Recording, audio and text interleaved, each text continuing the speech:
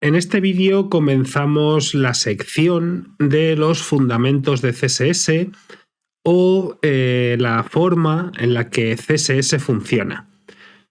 Para ello he creado una carpeta cómo funciona CSS y dentro tenemos un styles que ahora os enseño y un index.html que lo único que tiene es un título h1 con fundamentos de CSS. Le he incluido la clase title y el id title. Vamos a quitar esto para tener un poco más de sitio. Y aquí en Styles os he puesto cómo funciona CSS y lo que vamos a ver en este vídeo, que es la especificidad. Sé que es una palabra rara, pero especificidad viene de específico. La especificidad establece cómo de específico es un selector para saber qué estilo aplicar. El cálculo se realiza con la siguiente fórmula. Esto os lo voy a explicar ahora en un momentito, cuál es la fórmula que sigue el navegador para saber qué estilos aplicar. Pero aquí os he puesto varios ejemplos sobre cómo aplicar estilos al H1. Tenemos la etiqueta H1, que tiene el background color red, el punto title seleccionando la clase, el id title seleccionando el id, el H1 con la clase title, el H1 con el id title y el H1 con la clase y el id title. Tal y como está puesto, si os dais cuenta, todo va a aplicar estilos al H1, pero evidentemente solo uno de ellos va a ganar, por decirlo de alguna forma. Entonces, cuando yo guarde, que este archivo lo tengo sin guardar, vais a ver de qué color se pinta. Control S y como veis se pinta de este color. Si es la primera vez que veis CSS, es posible que penséis que esto se aplica porque es el último.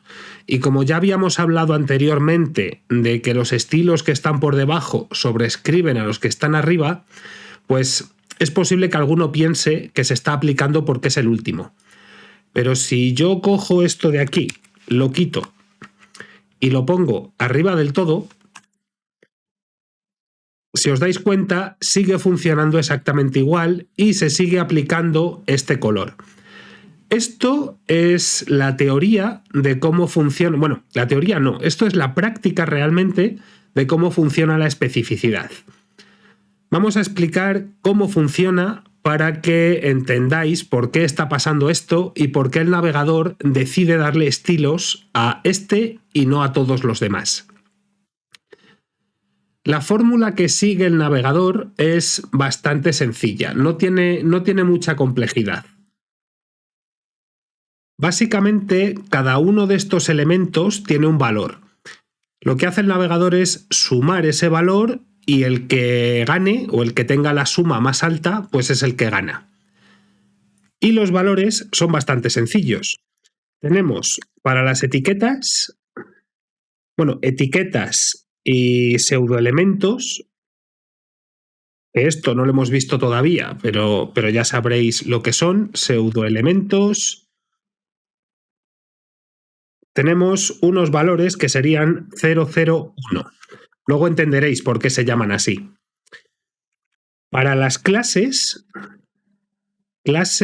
atributos y pseudoclases, tenemos 0, 1, 0. Para los IDs tenemos 1, 0, 0 o 100, como lo queráis ver. Y para los estilos en línea, es decir, los que ponemos directamente en la etiqueta HTML, esto vale 1, 0, 0, 0 o 1000. ¿Vale? Esto podríais separarlo por comas porque realmente es así como lo representa tanto la W3C como Visual Studio. Si nos ponemos encima de un elemento, aquí nos pone selector specificity, es decir, especificidad del selector, y nos pone 001, que es exactamente lo mismo que yo os he puesto aquí. Si nos venimos a este de arriba, nos pone 111, y eso es porque tenemos una etiqueta, es decir, 1, una clase 010 y un ID, que sería 100. Por lo tanto, el valor de especificidad de este selector es 111. Y ya está. Y esto que parece tan sencillo es la causa de que muchísima gente diga que CSS, que no lo entiende, que no se le aplican los estilos, que CSS es muy difícil y cosas de esas. Porque vamos a ponernos por un momento en el ejemplo. Imaginaos que este CSS, en lugar de tener 34 líneas, tuviera 700. Y alguien llega por aquí y dice, el background del title pues tiene que ser de color rojo. Y entonces pone punto title, coma no, punto title, y pone background color red. Lo pone y no funciona. Y dice, joder, pues vamos a poner h1.title y tampoco se aplica. Y cuando ha probado 20 cosas y ninguna funciona, es cuando dice, bueno, pues le pongo un important. Le da y se aplica. ¿Y qué pasa cuando ponemos important? Que nos estamos cargando completamente la especificidad. Porque si aquí yo añado important como selector, como valor, aquí esto gana a todo.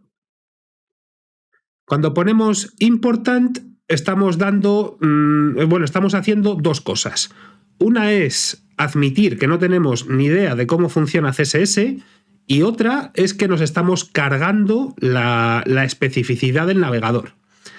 Porque una vez que tenemos esto, imaginaos que 50 o 200 líneas después llega alguien y dice, no, el background tiene que ser azul. Y entonces llega aquí y pone punto title, pero sin mayúsculas, punto title, background color, blue. Le da y no se le aplica. Y supongamos que sigue el mismo principio que el otro y pone h1 title y tampoco se aplica y dice, vale, pues le pongo important. Y viene aquí, pone important y se pone. ¿Por qué pasa esto? Porque este important está sobreescribiendo al otro. Y esto es muy sencillo y de hecho si quitáramos este H1 y dejáramos title, volvería a pasar esto. Entonces la gente empieza a confundirse y a decir que CSS no hay quien lo entienda y que no se le aplican los estilos y se vuelve loca. Entonces, ¿cuál es la forma de evitar todos estos problemas y que no os volváis locos a la hora de aplicar estilos? Es tan sencillo como utilizar siempre clases. Ya está. Así de simple. Title. Y aquí ponéis background color, el que os dé la gana. Podéis poner teal, por ejemplo. Y vale, me he dejado este por aquí. Digo, joder, si ya lo estoy explicando mal. Aquí. Siempre utilizar clases. Important gana todo y no se usa nunca. Esto es muy importante que lo recordéis. Tenéis que utilizar siempre clases. Va a haber situaciones, sobre todo cuando veamos pseudoelementos y pseudoclases, donde la especificidad la vamos a modificar un poquito, pero no lo suficiente como para que se nos rompa el CSS. Pero eso ya os lo explicaré cuando lleguemos a ese punto.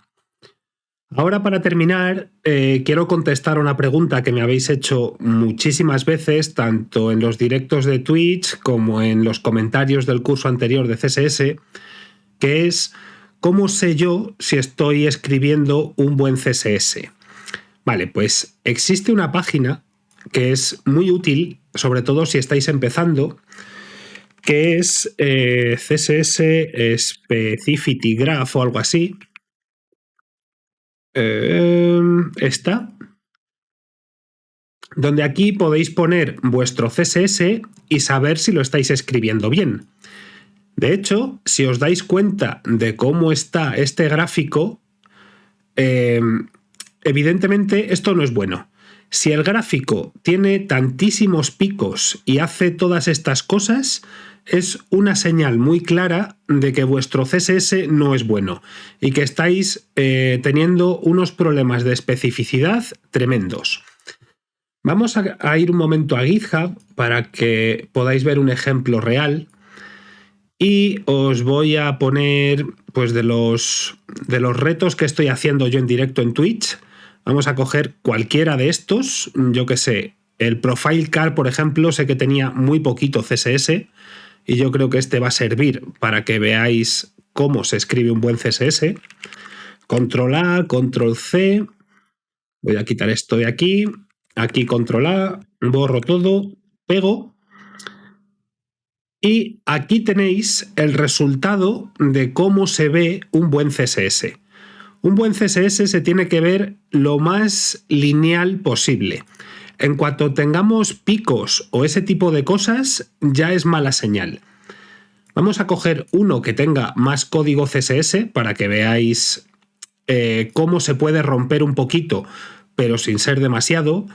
Pues no sé qué proyectos teníamos que fueran grandes. Este a lo mejor. A ver, CSS, Styles... Vamos a ver este, ¿qué tal está? Sé que aquí hay muchas cosas que no entendéis, ¿vale? No os preocupéis, que dentro de poco las vais a entender todas. Aquí este también está bien. Tengo que tener alguno que tenga picos. Este tiene alguno.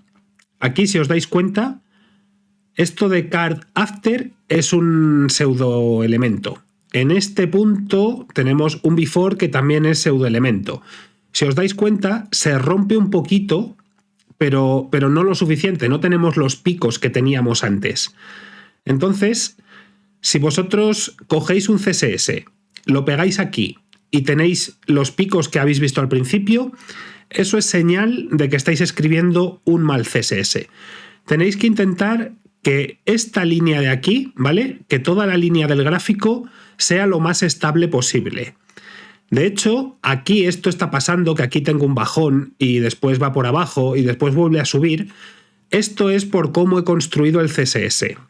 Porque aquí estoy usando pues, el selector universal, estoy utilizando variables CSS, que también vamos a ver, y la pseudoclase root y ese tipo de cosas.